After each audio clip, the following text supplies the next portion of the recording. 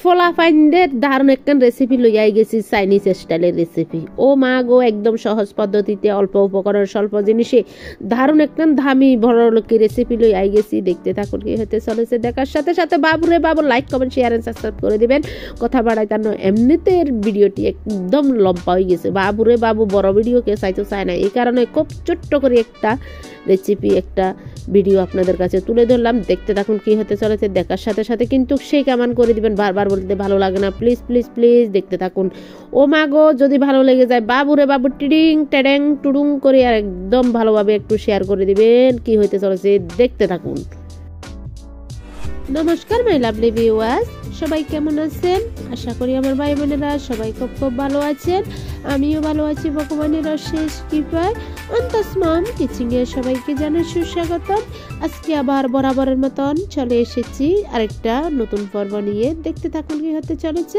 দেখার সাথে সাথে প্লিজ একটা লাইক করে দেবেন, সুন্দর একটা কমেন্ট করে দেবেন। যদি ভালো লেগে যায় প্লিজ একটু শেয়ার করে দেবেন। খুব সহজ পদ্ধতিতে আজকে একটা নাস্তার রেসিপি নিয়ে চলে এসেছি, বাচ্চাদের ফেভারিট একটা রেসিপি। দেখতে থাকুন কি হতে চলেছে।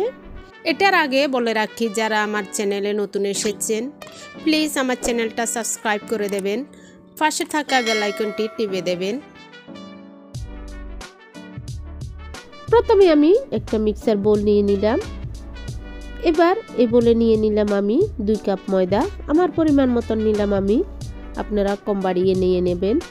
দিয়ে দিলাম স্বাদ অনুযায়ী লবণ, half teaspoon baking powder, half cup সাদা তেল নিয়ে সুন্দরভাবে এবার আমি ম্যারিনেট করব শুকনো উপকরণগুলো। দেখতে পাচ্ছেন খুব সুন্দরভাবে আমি ম্যারিনেট করে ফেলেছি। এবার অল্প অল্প জল দিয়ে সুন্দরভাবে একটা ডো তৈরি করে নেব। দেখতে পাচ্ছেন অতিরিক্ত জল দিতে যাবেন না, প্রথমে একটু একটু করে জল দিতে হবে। খুব সুন্দর একটা ডো তৈরি হচ্ছে, দেখতে পাচ্ছেন। ফাইনালি আমার ডোটা একদম সুন্দরভাবে রেডি হয়ে গিয়েছে। এই যে দেখুন, আমি এক সাইডে রেখে দিলাম, একটু রেস্টে থাক।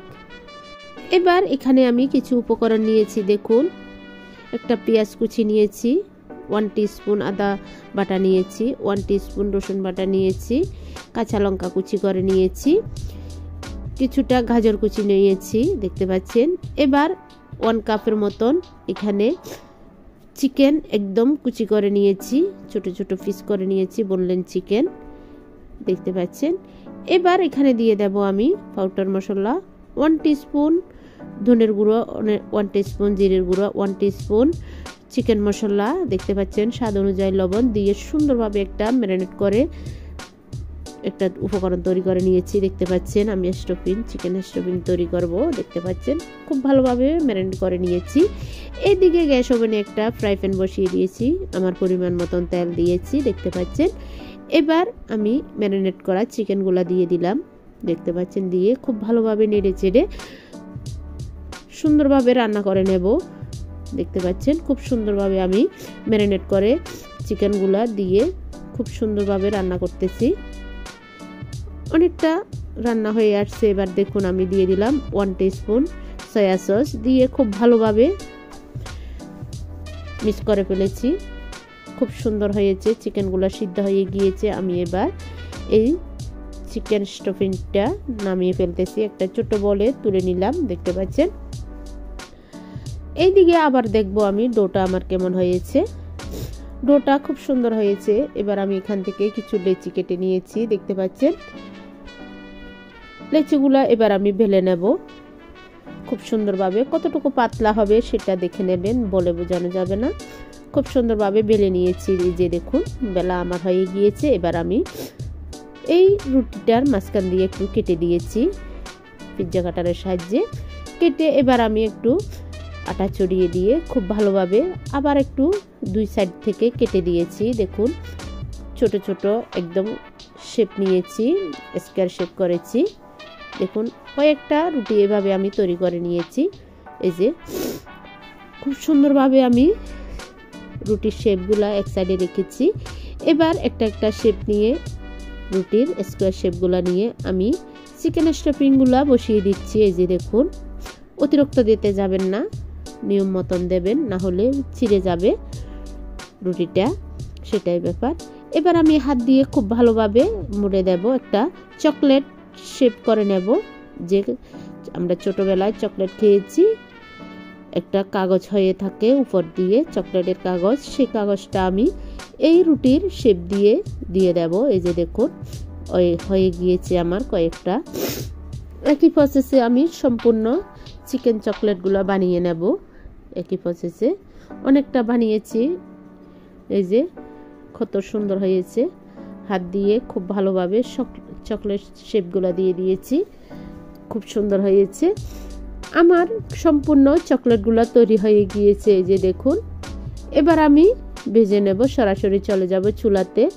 ফ্রাই প্যান বসিয়ে দিয়েছি, পর্যাপ্ত পরিমাণে তেল দিয়েছি। এই যে দেখুন, এক এক করে আমি চিকেন চকলেটগুলা খুব ভালোভাবে আমি তেলের মধ্যে ছেড়ে দিচ্ছি। এই যে দেখুন, অতিরিক্ত গরম করতে যাবেন না, তেলগুলা নর্মালভাবে রাখবেন। আমি নর্মালভাবে রেখেছি, না হলে চকলেট চিকেনগুলার উপরে না হলে উপর দিয়ে কালারটা নষ্ট হয়ে যাবে চিকেন চকলেটগুলার, রুটিরগুলা, সেটাই ব্যাপার। কথা বলতে বলতে আমি খুব সুন্দরভাবে ভেজে নিচ্ছি। এই যে দেখুন, কালারটা চেঞ্জ হয়ে গিয়েছে। এবার আমি তুলে নেব। একই প্রসেসে আর কিছু চকলেট দিয়ে দিলাম, চিকেন চকলেট। একদম চাইনিজ স্টাইলের একটা রেসিপি, বাচ্চাদের খুব ফেভারিট একটা রেসিপি, বুড়োদেরও খুব ভালো লাগবে, বড়োদেরও খুব ভালো লাগবে। এই ধরনের রেসিপিগুলা খুবই সুন্দরভাবে আমি রেডি করে ফেলেছি। ফাইনালি আমার চিকেন চকলেটগুলো ভাজা হয়ে গিয়েছে। এবার উপর দিয়ে কিছুটা ধনেপাতা ছিটে দিয়ে আমি এবার পরিবেশন করব। আমার পরিবেশনের পালা। খুব সুন্দর গরম গরম একদম মচমচে বাচ্চাদের ফেভারিট একটা রেসিপি আমি তৈরি করে ফেলেছি। আপনাদের কাছে কেমন লাগলো এই রেসিপিটি আমাকে কমেন্টে জানিয়ে দেবেন। যদি ভালো লেগে যায় প্লিজ একটু শেয়ার করে দেবেন। Like, comment, share and subscribe করতে ভুলবেন না। যে কোনো টাইমে টাইমে এই ধরনের রেসিপি মানিয়ে যাবে। নতুন আত্মীয় স্বজন আসলে তো আরও ভালো হবে। কেমন লাগলো প্লিজ জানিয়ে দেবেন। এই যে মেন লুকটা দেখুন, খুব ভালো হয়েছে, আপনারা ট্রাই করবেন। আজকের রেসিপি এখানে সমাপ্ত করলাম। যদি ভালো লেগে যায় প্লিজ প্লিজ প্লিজ শেয়ার করে দেবেন। আবার একটা নতুন রেসিপি নিয়ে আপনাদের মাঝে হাজির হয়ে যাব। ততক্ষণ পর্যন্ত সবাই ভালো থাকবেন, সুস্থ থাকবেন। সবাইকে জানাই টাটা, বাই বাই, নমস্কার।